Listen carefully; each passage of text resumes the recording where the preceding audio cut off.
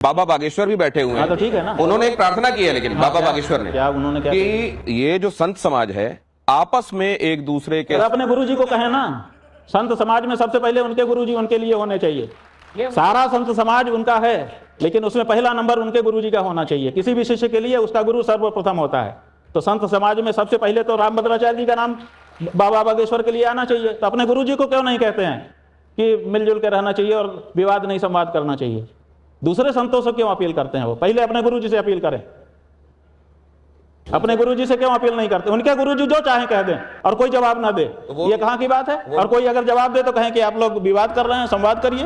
उनको लगता है आपके गुरुजी को सब हक है, वो किसी को भी कुछ कह दे। महाराज जी, उनके गुरु प्रधानमंत्री के दोस्त हैं, तो कैसे कहेंगे? अगर इनके गुरुजी के प्रधानमंत्री जी दोस्त हैं तो अपने दोस्त से कह के गौ हत्या बंद क्यों नहीं करवा रहे हैं? गौ हत्या बंद करवाएं, अपनी दोस्ती दिखाएं। इनको भ्रम है, इनको बहुत बड़ा भ्रम है कि प्रधानमंत्री मेरा दोस्त है। वो किसी का दोस्त नहीं है। अगर दोस्त होता तो तुम्हारी मानता। और एक बात और बता दें कि हमारे यहाँ सन्मित्र लक्षणम इदम प्रवदन्ति संतः। सन्मित्र का क्या लक्षण है? पापान निवारयति योजयते हिताय। सबसे पहले जो आपका मित्र होगा, असली मित्र होगा, तो आपको पाप कर्म से बचाएगा। मेरी दो उत्सुकताएं हैं। एक तो बाबा बागेश्वर सोचते होंगे कि अपने गुरु से मैं कुछ कैसे कहूं, गुरुम न द्रष्टव्यम कहा अरे जाता है। भाई, गुरु से क्यों नहीं कहेंगे? हमारे गुरुजी तो कहते थे जो तुमको कहना हो कहो। हम तो सब कहते थे अपने गुरुजी से। वो गुरु कैसा जिसके सामने हमको हिचक हो जाए अपने मन की बात कहने में? जब हमारे मन की ही वो नहीं जानेगा तो हमको क्या उपदेश करेगा? और दूसरे, ये जो कहा जाता है कि सर्वोच्च पद पर आसीन व्यक्ति को, सामने तो सर्वोच्च पद पर आसीन व्यक्ति को ना तो किसी का शत्रु होना चाहिए, ना किसी का मित्र होना चाहिए। क्या प्रधानमंत्री पर भी ये लागू है? बात यह है कि प्रधानमंत्री की बात अलग है। प्रधानमंत्री ने नहीं कहा कि ये मेरे मित्र हैं। ये तो एक हाथ से ताली बज रही है जी। प्रधानमंत्री ने कब कहा कि ये हमारे मित्र हैं? वो आए जरूर, उन्होंने संबोधन अच्छे अच्छे किए जरूर, लेकिन ये नहीं कहा कि मित्र हैं। बागेश्वर को तो कहा कि हमारे छोटे भाई हैं। गुरुजी, ये अनिरुद्धाचार्य की बात से आप सहमत हैं कि 24 साल 25 साल का होने पर? बात यह है कि हम देवी जी के उपासक हैं। स्त्रिय समस्ता सकला जगत सु, सारे संसार की स्त्रियां परम्बार राज राजेश्वरी का स्वरूप हैं, और हमको तो कोई चरित्रहीन नहीं दिखाई देती। उन्होंने गलत कहा? एक भी स्त्री अभी तक हमको चरित्रहीन कभी हमारे सामने नहीं आई है जिसके बारे में हमारे मन में आया हो कि ये चरित्रहीन है। हाँ, इसमें मैं बोलना चाहूंगी कि उन्होंने बहुत गलत कहा। ये बहुत गलत कहा था अनिरुद्धाचार्य ने। महिलाओं के बारे में जो कहा वो बहुत आप देखिए, ये एक धारणा है कि स्त्री है इसका मतलब ये चरित्रहीन ही होगी।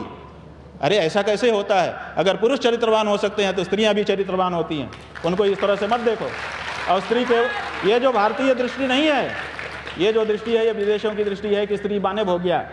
भारत में ऐसा नहीं है। भारत में तो हम देखते ही नहीं है कि कोई स्त्री है। या तो हमारी माँ हमारे सामने आती है, या हमारी बहन हमारे सामने आती है, या हमारी बेटी हमारे सामने आती है। काम का विचार ही हमारे मन में नहीं होता है जी। तो ऐसी परिस्थिति में भारत की एक भी स्त्री चरित्रहीन नहीं है हमारी दृष्टि में, बाकी जिसकी जो दृष्टि है। बाबा बागेश्वर से एक सवाल हाल में पूछा गया कि आप पर्ची निकालते हैं, आपको भविष्य दिखाई देता है, तो आप जब एयर इंडिया वाला एक्सीडेंट हुआ तो उसको वक्त रहते क्यों? अरे भाई, एयर इंडिया तो छोड़ो, जो पहलगांव में हुआ, पहलगाम हिंदू राष्ट्र बनाने जा रहे थे, हिंदू के पूछ करके मारा गया ना। कुंभ के बारे में भी लोग वो क्यों नहीं देख लिया? तो वो कहते हैं कि भगवान को भी मालूम था कि ये कौरव और पांडवों के बीच में क्या होने वाला है, लेकिन वो उसको रोक नहीं सकते थे। नियम हाँ हाँ हाँ, बिल्कुल, भगवान ही के तो अवतार हैं। जो भगवान करेंगे वही तो ये करेंगे। भगवान ने तो बहुत कुछ किया था, करके दिखाओ। वो कह रहे हैं, आज हमको वीडियो दिखाया है, कल उन्होंने कहा है कि अभी मुक्तेश्वरानंद का मैं बड़ा आदर करता हूँ, शंकराचार्य जी का बड़ा प्रेम करता हूँ। वो हर 2 दिन में हमको गाली बकते रहते हैं। उनका शब्द देखिए, हर 2 दिन में हमको गाली बकते रहते हैं। हमारा एक शिष्य है प्रत्येक चैतन्य मुकुंदानंद गिरी, उसने, हमने फेसबुक पे देखा, उसने पूछा है बागेश्वर वालों से कि आपके बारे में नहीं, दुनिया के किसी के भी बारे में अगर हमारे गुरुजी के मुंह से गाली निकलती हुई का वीडियो ऑडियो दिखा दो तो हम तुम्हारे चेला बन जाएंगे, और नहीं तो तुम क्षमा मांगो हमारे गुरुजी से। अगर धीरेन्द्र शास्त्री के अंदर थोड़ी भी लज्जा होगी तो उसका जवाब देंगे। और दूसरे, हम ये कहना चाहते हैं कि वो क्या कह रहे हैं कि मैं शंकराचार्य जी का आदर करता हूँ, वो हर 2 दिन में गाली बकते रहते हैं, बकते रहते हैं। देखिए शब्दावली देखिए, बकना ये हिंदी की एक धातु है। बकने का मतलब होता है व्यर्थ का प्रलाप करना, निरर्थक बात कहना। बकना जो है वह आदरणीय के लिए नहीं उपयोग में किया जाता है। तो आप एक तरफ कह रहे हैं कि आदरणीय है और बकते रहते हैं, तो जो बकने वाला है वो आदरणीय नहीं हो सकता और जो आदरणीय है वो बक नहीं सकता। तो ऐसी स्थिति में दोनों का साथ में प्रयोग करने से पता चल रहा है तुम्हारी मूर्खता नहीं है ये धीरेन्द्र शास्त्री, ये तुम्हारे गुरु की मूर्खता है कि तुम्हारे जैसा चेला उसने पैदा किया। देखिए खंडहर जो है वो बताता है कि इमारत कितनी बुलंद थी, ऐसे ही शिष्य बताता है कि उसका गुरु कितना योग्य था। और अगर शिष्य मूर्ख है तो उसका गुरु विचार करे। तो गुरुजी उन्होंने आगे ये भी कहा, इसी में आगे जोड़ा कि वो जो भी मेरे लिए कहें वो मेरे लिए आशीर्वाद स्वरूप है, उससे मेरी भलाई ही होगी, कल्याणी होगा। भाई भलाई का मतलब देखिए, हम उनके बारे में अच्छा बोलने वाले थे, अभी भी बोलेंगे। उन्होंने अभी एक वक्तव्य दिया कि मैं दिल्ली से वृंदावन की यात्रा करूंगा नवंबर में, पद यात्रा, और हिंदू राष्ट्र के लिए करूंगा, लेकिन वेद लक्षणा गौ माता को राष्ट्र माता बनाने के लिए उसमें मेरी मांग होगी, क्योंकि जब तक गाय वेद लक्षणा गाय राष्ट्र माता नहीं बनेगी, उसकी रक्षा नहीं होगी, तब तक हिंदू राष्ट्र का कोई मतलब नहीं है। कितनी बढ़िया बात कही, इतनी बढ़िया बात कह करके अब अपने गुरुजी को बचाने के चक्कर में वो भी बेचारा हलाल हो रहा है, मर रहा है।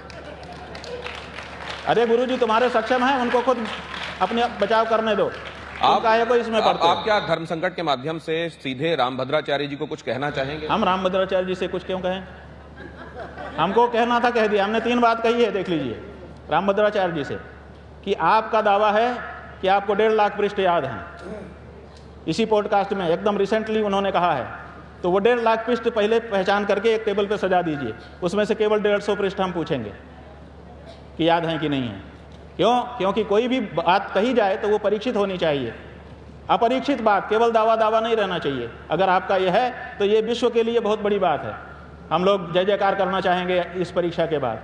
तो एक तो आप 1.5 लाख पृष्ठ बताइए कौन कौन से हैं, ताकि परीक्षा हो जाए। दूसरे, आपने कहा है कि मुझे 23 भाषा आती है, तो 23 भाषाओं के जानकार हम लेके आएंगे, उनसे आधा घंटा बात करके दिखाइए, ताकि हमको ये खातरी हो जाए कि आपको 23 भाषा आती है। नरसिंह राव को भी 19 भाषा आती थी कहा गया था, हम लोग उसी के लिए आदर करते थे। आपको तो 23 आती है, आप तो हमारे बड़े आदरणीय हो जाएंगे। लेकिन अभी तक कभी भी किसी भी दूसरी भाषा में हिंदी के अलावा आपका कोई वीडियो यूट्यूब पे सर्च कर रहे हैं, नहीं मिल रहा है, आप नहीं बोल रहे हो और दावा कर रहे हो कि 23 भाषा आती है।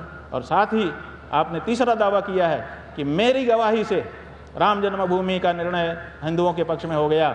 और जो जज था सुधीर अग्रवाल, एक भरे सभा में जब उससे पूछा गया कि रामभद्राचार्य जी कह रहे हैं कि मेरी गवाही से हो गया, तो उन्होंने कहा कि ये बकवास है। उन्होंने 100 दोहे का एक किताब पेश की थी।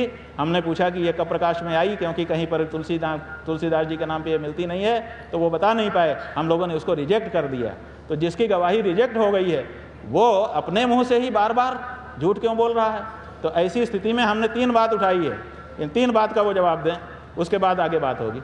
लेकिन आपने तो चमगादड़ तक कह दिया कि जो लोग निंदा करते हैं। हमने नहीं कहा, तुलसीदास जी ने कहा, तुलसीदास जी का गला पकड़ो चलो, हमने दोहराया है।